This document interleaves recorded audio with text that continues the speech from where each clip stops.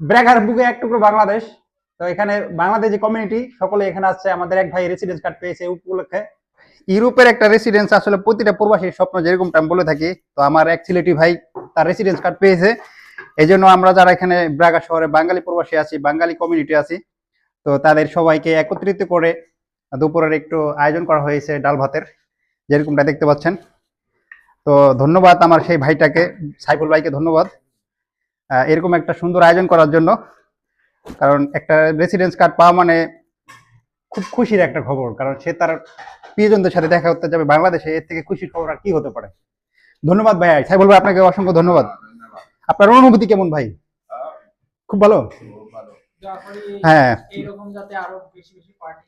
হ্যাঁ হ্যাঁ, দোয়া করি প্রতিটা প্রবাসী তার স্বপ্নের রেসিডেন্স কার্ডটা পাক, আর আমাদেরকে এইভাবে ট্রিট দেন।